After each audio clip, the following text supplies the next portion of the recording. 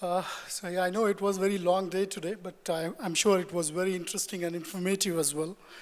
So we are coming to the last presentation of the day. The last presenter is Matthew Kochuthommen. Everybody would be familiar with this name, at least in Bangalore. He started operation in Bangalore's office in 2008 by the name Kochuthommen and Associates. The idea of his firm is they practice creative and sustainable design practice, architectural practice. Today, Matthew would talk about interesting topic. I don't know what really the content is. You count, right? Welcome, Matthew. Thank you. As you have said, we are always full of surprises, actually. So the topic you count is also a bit of surprise. Before I start, all of you want a 60-second break? Just anybody want to stand, stretch their hands, relax? You can do it. I think since we had a cut of the break, if anybody wants to stand, stretch their legs. No? All are good? Okay. So it's been a wow experience for me. I'm sure it's been a wow experience for all of you. For the last, I think probably for the last 2-3 weeks, I've been actually thinking, why exactly am I standing here? Why I've been actually called here. Because if you look at the entire presentations which has there been throughout, you've been seeing big companies, you've been seeing companies with more than 50, 60 years of experience. We as a firm is very small, less than 25 people, and then we have an experience of less than 10 years. So after seeing all this presentation, that's when I felt, okay, these guys have called us for a reason. Because we are small and because we have experience is also small. But still, with that small experience and with small numbers, how can you do it?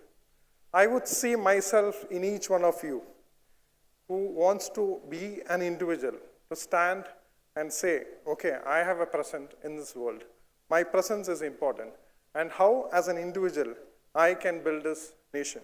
So I'll take you to this presentation into 3 parts.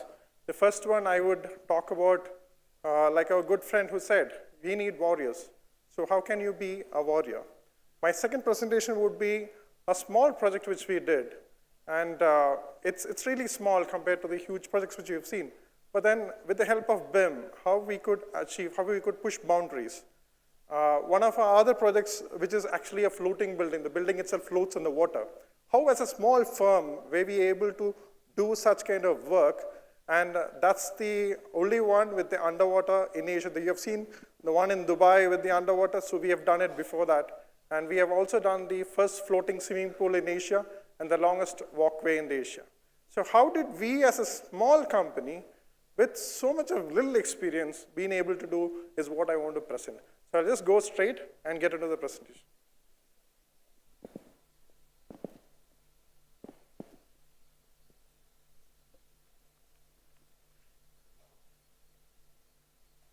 Okay. The world is full of wonderful examples of its success, from engineering design feats such as powered flights to the design of complex optical system with increasing computational power.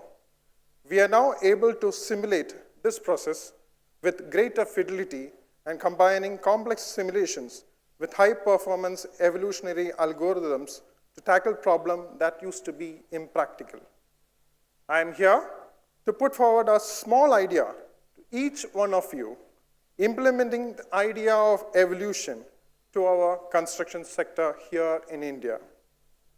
And by that, I mean to say that the sector is going through a phase of technological evolution, which we have seen throughout the day, particularly BIM-enabled technological evolution. I am here to propose to technologists, experts, leaders, and entrepreneurs, and to each and every one of you, as you are instrumental in transforming our industry here in India. Whether you are a small firm or a medium enterprise or a large entity, you can make a difference in this technological shift in our industry here.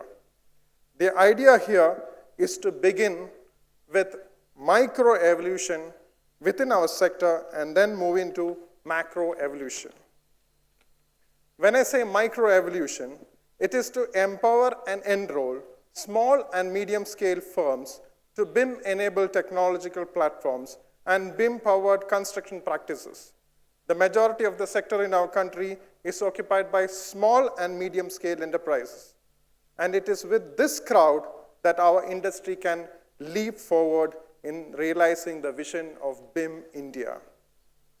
Powering freelancers, small firms, medium-scale enterprises, independent contractors, skilled labor, etc., with technology is the easier bet to move into the technological gem that India needs in the construction and infrastructure industry. Now, to get to the point of MicroEvolution, it is to empower local bodies and the government at large, and to bring the public at the center of this technological shift, with people and resources already at the level of using BIM-powered technologies as the standard medium. Government and local bodies can easily implement new forms that will benefit the nation's growth and potential as a world leader with reference to its infrastructure. Master planning, urban infrastructure management, rural development, and the like are deemed to be more realistic achievement than might be the case now. I believe this is the way to go, since we ourselves are small, have been able to bring technology at the helm of our practice, and to see what is it impacting in our working. We have been working closely with architects within the firm to ensure greater use of technology in our practice and to be able to transform that knowledge and bring empowerment to those further in the line of the work. We had the opportunity to be in discussion with the governments and other bodies back at Cochin regarding the implementation of BIM technology in the infrastructure development departments and so on. And I believe that we have a long way to go before we get there. And starting at the grassroots level is what we can make a difference. I want to take this opportunity to show all of you how we have achieved this model. At Kochuthommen and Associate, we are a small group of about 25 highly talented and efficient young architects, engineers, and project managers that use and drive technology to its extreme when it comes to discovering solutions we require on a day-to-day basis. We believe in the people we hold together by empowering them with the process of design and implementation that we have brought together over the years, and supplying these people and processes with the appropriate technologies we use. The vision is at the core of our firm philosophy. We take this vision across different stages of working. At the start of the design phase, we achieve stages of pre-design, conceptual, and appropriate client alignment. At the R&D conceptual design firm that we have, where people are the core of our design outlook, and we derive design from life and in turn work towards giving life to design.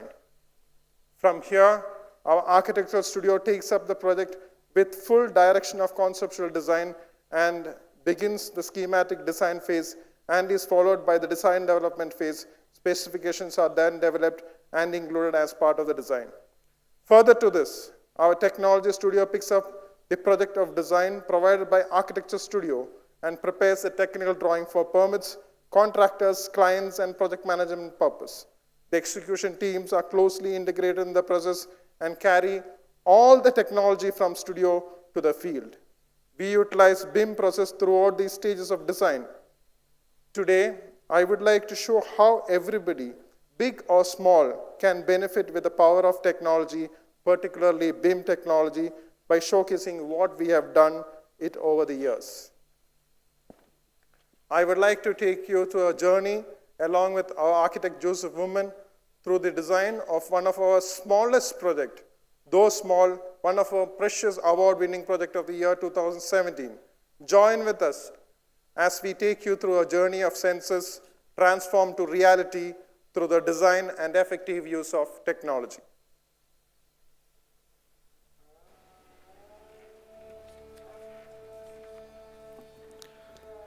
Thank you, Architect Matthew.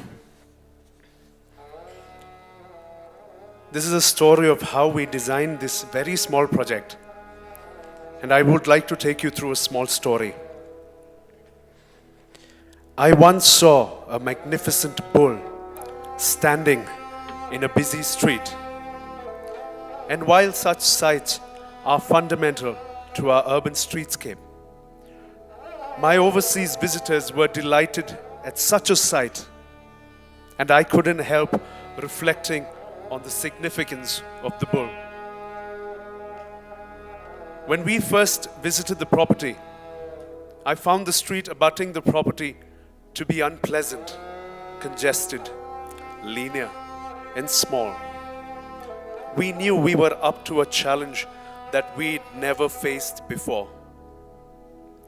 But then, I had this flashback of the bull and the busy street that reminded us of how much we've gone past so many beautiful things that were minimal, yet fundamentally relevant in our lifestyles. If you look at the streets, probably the streets were filled with children running and playing, cries of street vendors moving around with their carts, or people taking a walk, trees and greenery.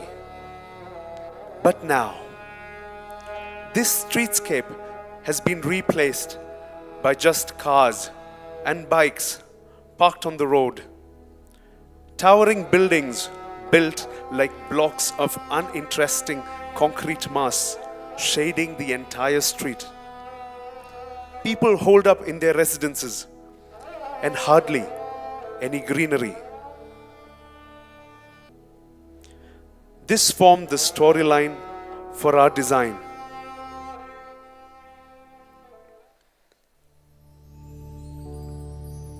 That we would try and replicate the history of the street and its social character and bring alive the dynamics that seemed to be lost.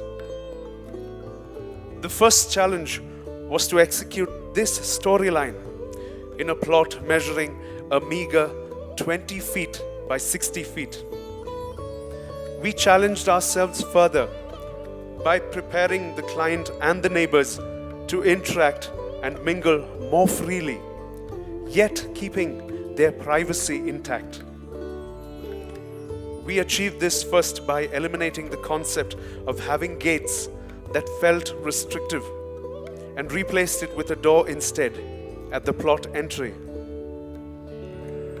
Once you enter the doorway, you are easily transported into a lush green universe with earthen tones and aroma that remind you of vernacular buildings and households in the area. The external courtyard leads up to a space on the ground floor that the owners use as a Carnatic music training and activity area, where they also hold puja for festivals and occasions. The residential unit was planned on the upper levels to maintain privacy and also to provide a more elevated and floating experience of the locality. From the main entrance doorway, a flight of stairs leads you to the residential unit. Living spaces are planned around a sun-kissed internal courtyard that captures the breeze and essence of having the outdoors inside the house. The courtyard is set with a tulsi platform or holy basil, which maintains itself as a forerunner to the entrance to the puja room, set at a corner of the courtyard.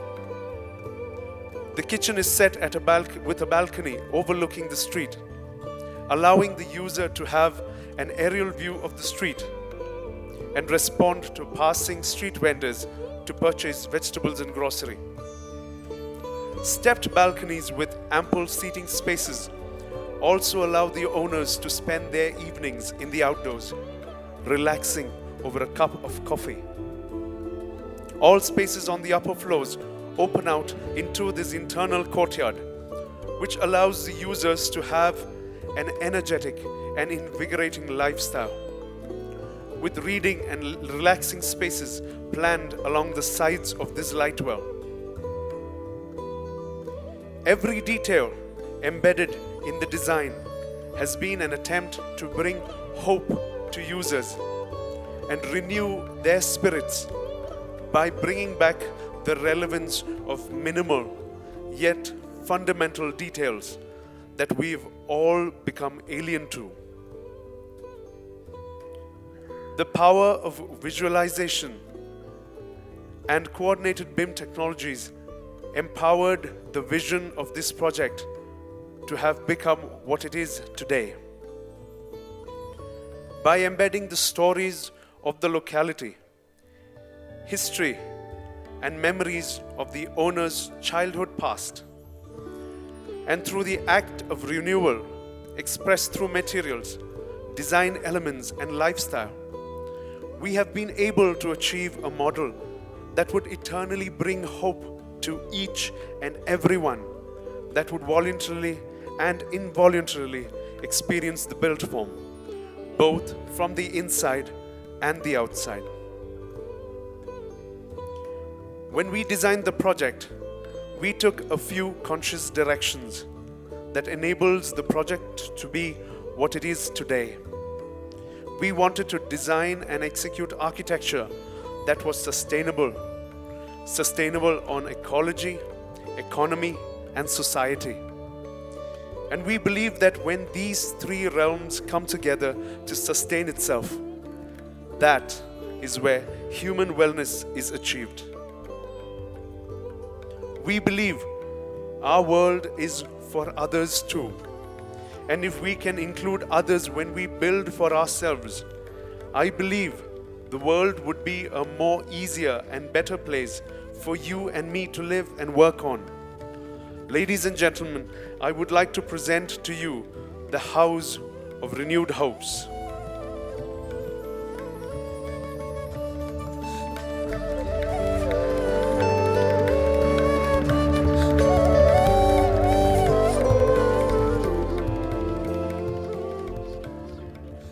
Over the years, as technology have transitioned from CAD to BIM, we've been able to partner with technology partners like Autodesk that have helped us to achieve our dreams in the shortest time span, and the company has documented us on their case studies. Just a quick case study video which I have.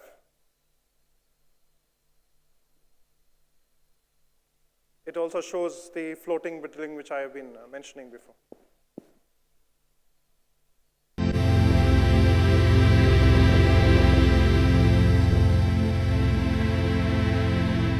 The luxuries we have. We live in a world of luxury where you turn a tap, you have the water, you press a button, and then you have the light coming in. Actually, there are guys who have worked hard to get this to us. Actually, now in the world which we are living in, actually, and they have thought about life beyond their generation. We at KTA think about it and we take it seriously. We feel that it's a responsibility which is there with us, that we should not just address the need of the present, but also look into the future.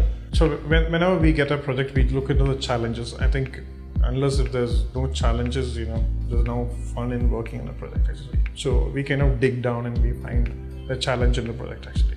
And addressing those challenges is not just about answering the problems which is there at the present, but also to bring out a solution for the future. Then when we push boundaries, we need to focus more into the design, we need to focus more into the technology. And that's where tools like BIM come in, where it will kind of help us to actually achieve it and also bring it to reality actually. When we wanted to use technologies across the firm, what we wanted to do was we wanted drawings not just to be drawings, but then a bigger information model than what it could possibly be. And that was about the right time that BIM came into the whole picture. So Revit was enabling us to talk and communicate across a whole wide range of other software. Basically because Autodesk had this huge portfolio of other software within the industry. So AutoCAD was just not the only one that we could use. You could still import and export between Revit and AutoCAD or with Radius Max or any other software. Implementing BIM into an existing industry where BIM is very bleak, it is a really major task, literally Herculean task. But we did it with a lot of patience. So trainers came in from different domains and who have handled BIM, particularly in not only in Revit, in other softwares as well. And we've taken their combined opinions and consolidated into preparing a customized curriculum for our training program. It's also the support from Autodesk that has been there throughout, from the day we've purchased the building design suite or any other product that we purchased from them over the years. They have been supportive throughout. So their technical support sort of gave us directions as to where we were headed, where we needed to go. That expertise level right now has gone to a totally different high at the moment, especially when we've worked with projects like our flagship project, the Aquatic Resort. We've taken it across different domains, not just architecture, but architecture, structural, MEP, naval architecture, landscape, and we've been able to document everything, and that one unified model is available for any person to use for any other further design. Like we've stepped up into the phase 2 of the construction of the new of the aquatic resort itself, and expansion has been so much more simpler, especially with it being a modular design. Currently we are undertaking, we were handling into 4 main verticals. We have the residential, we have the commercial, we have the hospitality and retail. Hospitality is one major sector that we focus on to. And if you look at our project, one of our flagship project is the Aquatic Resort, which we have done in Kerala. And the client came up with a property of about 15 acres of land, out of which 14 acres was in land. And that is when we came up with this idea, why not we try out a resort in water. And adopting to BIM and our BIM technology, what it enabled is we were able to play out our forms and try out variations so that which suited the entire composition in a better manner. I would say BIM is no more a technology to our firm. It's more of a resource. So we have designed our entire BIM in such a fashion that it suits to our design philosophy. So any new person who comes into our office, who plugs into our office, he comes under that same philosophy. So BIM actually enabled in giving all those facilities which we would have to feed for a new client, a new person joining our firm. This adoption of BIM has reduced the entire workload on the entire office. Any building that you design, that you get to build, lasts at least 50 years is the lifespan of a minimum building. So you need to think about what's going to happen 50 years down the lane, how the kind of building in the setting 50 years down the lane would react to the street, to the people, and how the people who are living inside, the people who actually look at it. So you are actually kind of directly connected with the society as such. And BIM as a platform actually helps us in addressing the needs not only of the present but also the future.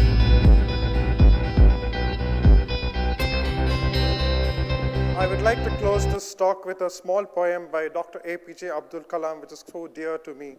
It says, it's captioned, "The Song of the Youth, Me and My Nation India." And it goes like this: as a young citizen of India, armed with technology, knowledge, and love of my nation, I realize small aim is a crime. I will work and sweat for a great vision, the vision of transforming India into a developed nation, powered by economic strength and value system. I am one of the citizens of 1 billion. Only the vision will ignite the billion souls. It has entered into me, the ignited soul, compared to any resources. It is the most powerful resources on earth, above the earth and under the earth.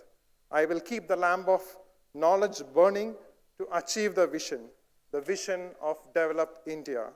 I close by calling onto each one of you to partner in the reality of the technological future of India's AEC sector. You count. Thank you.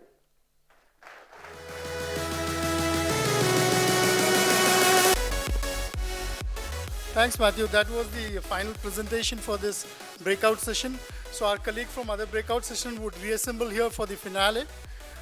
One small logistic issue that we had here in the excitement of hearing the next speaker, we were supposed to honor with a memento the speaker, but we have not done that. So let's first, at least whoever here are present here, let's do that. So Matthew, if you can come up.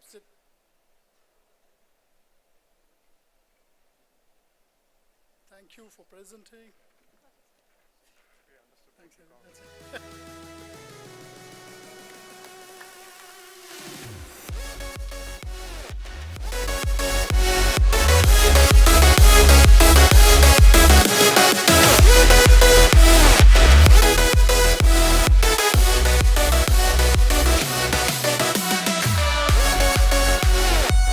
Thank you. Most of the speakers have left. Now, thanks so much for attending. Thanks.